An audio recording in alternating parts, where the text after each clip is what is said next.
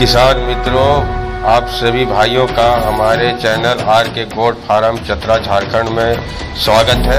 अगर मेरे चैनल को सब्सक्राइब नहीं किया तो कर ले।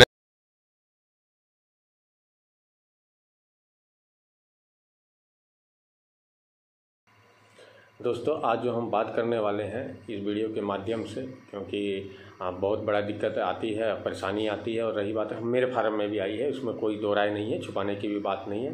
तो हम लोग बुर्सोलोसिस के ऊपर बात करेंगे, जिसको बुर्सोला बीमारी बोलते हैं। ये संक्रामक एबोशन होता है। यह पहले आप ये चीज़ जान लें। अब क्या PDF के माध्यम से मैं आप तक पहुंचाने की कोशिश किया हूं, और ये जो सामने जो तस्वीर में देख रहे हैं, ये मेरे फार्म पे खुद हुआ है।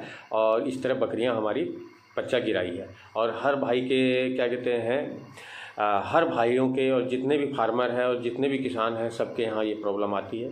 तो आती क्यों है और कैसे आती है, इसमें होता क्या है, ये हम जानेंगे।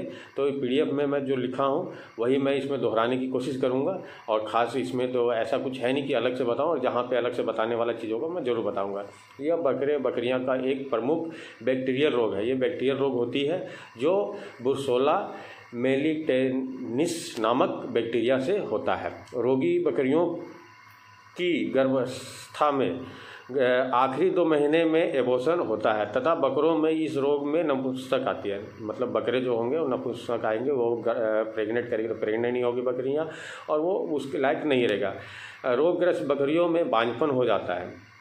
जो ये रोग बार बार अगर बच्चा गिराई तो जाहिर सी बात है कि बांझपन हो ही जाएगा। यह रोग मुख्य रूप से रोग के बैक्टीरियल से संक्रमित दूषित चारा दाना व पानी ग्रहण करने से होता है। यानी कि आप उसको बासी खाना दीजिएगा, बासी पानी पिलाइएगा, और गंदा पानी पिलाइएगा, गंदा खाना दीजिएगा, फंगल इन्फेक्शन वाला फंगल लगा हुआ दाना दे दीजिएगा, तो उससे होने का संभावना ज़्यादा है। रोगी बकरियों में एबोशन होता है तथा जेर मृत भ्रूण या योनि मार्ग से डिस्चार्ज के साथ साथ बैक्टीरिया निकलता है। कई बार देखे होंगे कुछ ना कुछ निकलते हुए, या लसा पदार्थ है, या फिर क्या कहते हैं बकरी जो होती है एबोशन करती है, वो सब चीज़ें जो उसमें क्या कहते हैं जेर होता है या फिर बच्चे होते हैं, वो जो आसपास के पानी व खाद्य वस्तुओं से संक्रमित होता है। ये मैंने पहले ही बता दिया आपको। रोगी बकरियों के दूध में भी बैक्टीरिया निकलती है। जो रोगी बकरी होती है उसके दूध में से भी बैक्टीरिया निकलती है, और ऐसा दूध पीने वाले मेमनों में भी रोग फैल जाता है। बकरों में यह रोग प्रभावित बकरियों के साथ साथ समागम से होता है। यह रोग बैक्टीरियल से मनुष्य में भी फैल सकता है, जिसे माल्टा फीवर कहते हैं। यानी कि इतना ही कहना है कि जब भी आप बच्चा एबोशन हो जाए या फिर जेर गिराए, तो बिना दस्ताना का आप उसे ना पकड़ें, ना उठाएं, और ना उसको स्पर्श करें, और क्या कहते हैं मास्क लगा लें और चश्मा पहन लें कि आप उससे जहाँ तक हो सके दूर रह सकें। तो अगला स्लाइड में देखते हैं हम लोग।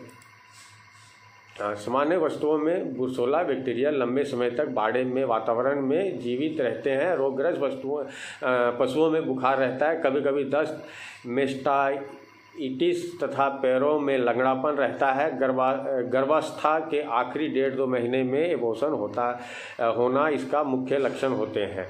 बकरों में इस रोगों के अंडकोश में सूजन आ जाती है तथा नर क्षमता कम हो जाती है। रोग का डायग्नोसिस योनि के डिस्चार्ज, ब्लड, मिल्क तथा एबोशन से प्राप्त मरे हुए मेमनों की जांच से किया जा सकता है। वैसे इस डायग्नोस्टिक किट द्वारा भी रोग का पता लगाया जा सकता है। रोगी पशुओं का वध कर देना चाहिए, क्योंकि इलाज का अधिक लाभ नहीं होता है। एक बकरी से इलाज के दौरान वह कई अन्य बकरियों में रोगी बना सकती है।